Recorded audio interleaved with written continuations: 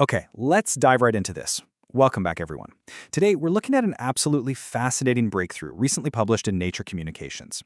We're talking about quantum transport, and, not just your run-of-the-mill quantum transport. We are talking about teleporting high-dimensional spatial information using a nonlinear detector. I know that sounds like a massive mouthful, but stick with me. By the end of this explainer, you're going to see exactly how scientists are effectively teleporting 3D shapes of physical light. Just think about this mind-bending sci-fi premise for a second. Can we transport complex 3D data from point A to point B without actually physically moving it across the space in between? Imagine hitting the warp drive and your data just magically appears at its destination. It totally sounds like science fiction, right? But today we're going to look at how researchers have literally turned this into science fact. So what's the big deal here? Well, building a global quantum internet is humanity's next massive leap. We're talking absolute, unbreakable security. But right now, we are stuck at a pretty major bottleneck, and that's low information capacity. See, our current quantum networks are kind of like dial-up internet from the 90s. They can securely transmit data, sure, but only in these really small, simple two-dimensional bits, physical qubits, which are usually encoded through polarization. Bottom line, if we want a high-speed quantum internet, we absolutely need to pack way more physical information into every single transmission. And that brings us to the old way versus the new way. Up until now, we've relied on standard linear optics, which typically maxes out at transporting 2D or maybe 3D states. It's just reached its physical limit. But contrast that with what this new paper proposes, which is nonlinear control. By tapping into a nonlinear optical process, these researchers figured out how to completely bypass those old limits and project arbitrary, high-dimensional states. It is literally like trading out a cramped one-lane dirt road for a massive, multi-lane quantum superhighway. Now, let's look at how this builds into something truly incredible. They are upgrading to actual 3D shapes of light. Instead of just using the polarization of a photon, which, remember, only gives you 2 dimensions to work with, researchers are now physically manipulating the spatial modes of the light itself. Think of these spatial modes as actual physical 3D shapes. Imagine light twisting as it moves forward, exactly like a piece of fusilli pasta. Because you can physically twist this pasta-like light in infinite ways, you can pack a vast amount of data into a single, solitary transmission. And get a load of the high-dimensional shapes they actually tested. We're talking orbital angular momentum, which is light shaped exactly like twisting donuts. We've got Hermite Gaussian modes, light arranged in these complex physical checkerboard grids. They even tested arbitrary superpositions. Now, the math gets pretty wild here, but the crucial takeaway is that they didn't just test one simple shape. They tested a massive variety of highly complex, incredibly intricate physical structures of light. Section 1. Inside the Laser Lab. Okay, so we have the theory down. Now let's physically shrink ourselves down to the quantum level and follow a single photon's hero journey right across the optical table to see how this trick is actually pulled off. Here is the physical setup in 3 brisk steps. Step 1. A process called SPDC creates 2 entangled twin photons. Let's call them B and C. Step 2.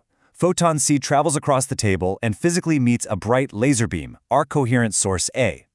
This beam carries the actual 3D shape, the physical information we want to teleport. And step 3, inside a second nonlinear crystal, photon C and that source AB merge together to create a brand new photon, photon D. 3 crisp steps.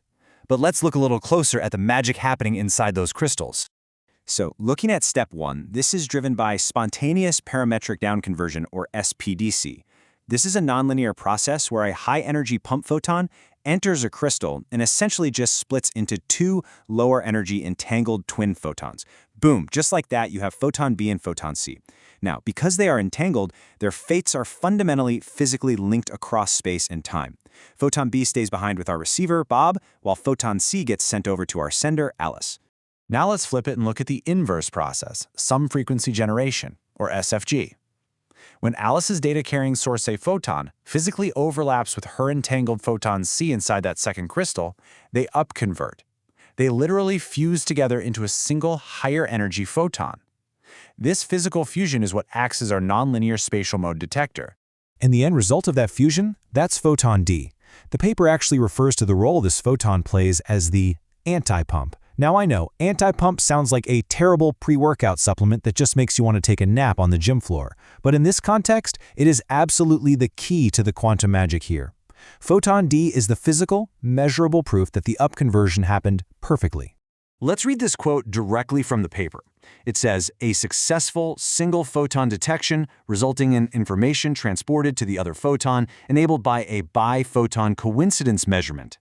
Basically, the crucial point is this. The exact split-second moment Alice physically detects photon D and Bob simultaneously detects his entangled photon B with a satisfying click, the exact 3D shape from Alice's source laser instantly teleports to Bob's photon B, and it happens completely without the physical shape of the light ever crossing the distance between them. It is wild. Section 2. Shattering the 2D limit. Which brings us to a massive question. We know old quantum teleportation was stuck at 2, maybe 3 dimensions.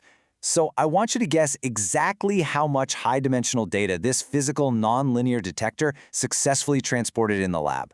Just think of a number right now. You got it? Well, it was 15. 15 dimensions. The researchers achieved a massive leap to a channel capacity of 15 dimensions for those twisting donut-shaped orbital angular momentum modes. This is not just some incremental step. This is literally blowing the physical doors entirely off the previous linear optics limitations. They went straight from a tiny dial-up connection right to broadband. And guys, the quality of that physical connection is just staggering. That lower limit represents the absolute maximum fidelity you could ever physically achieve using classical physics. But our quantum transport average fidelity just utterly crushes that classical limit. We are talking about achieving over 80% fidelity.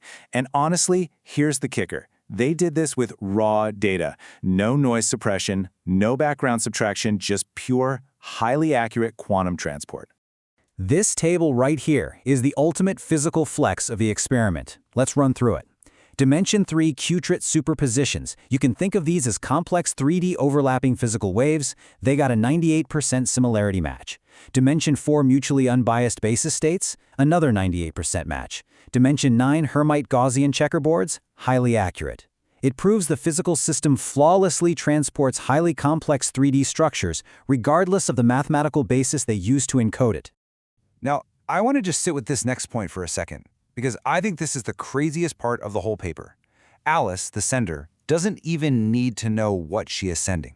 Because of the nonlinear nature of this physical process, the state of the laser photons can be completely arbitrary and unknown to the sender, and yet it still securely transports to Bob. Think about that. You can physically send highly complex information securely without the sender ever being able to accidentally leak or reveal what that information actually is. Section 3. A new quantum era. Let's zoom back out from the microscopic laser table for a second. We've seen the physical photons, the crystals, the 15-dimensional limits. But what does this breakthrough actually mean for our reality right now? Well, here's why this matters for you and the future of technology. First, we get a massive leap in quantum network capacity. By solving the physical high-dimensional bottleneck, we can pump massive amounts of data through quantum channels. Second, high-dimensional physical states have an unprecedented resilience to noise, which means the internet connections of the future will be incredibly robust. And third, absolute security via quantum entanglement. We are one massive physical step closer to an unhackable, ultra-fast global quantum internet that can actually handle the massive data needs of our modern world. So, I'll leave you with this final, provocative thought to ponder as we close out this explainer. The boundary between science fiction and science fact is getting blurrier by the day. If we can successfully teleport incredibly complex, physical 3D shapes of light across a lab today, what in the world will we be teleporting tomorrow? Thanks so much for learning with me today. Keep asking questions, keep exploring, and I'll catch you in the next explainer.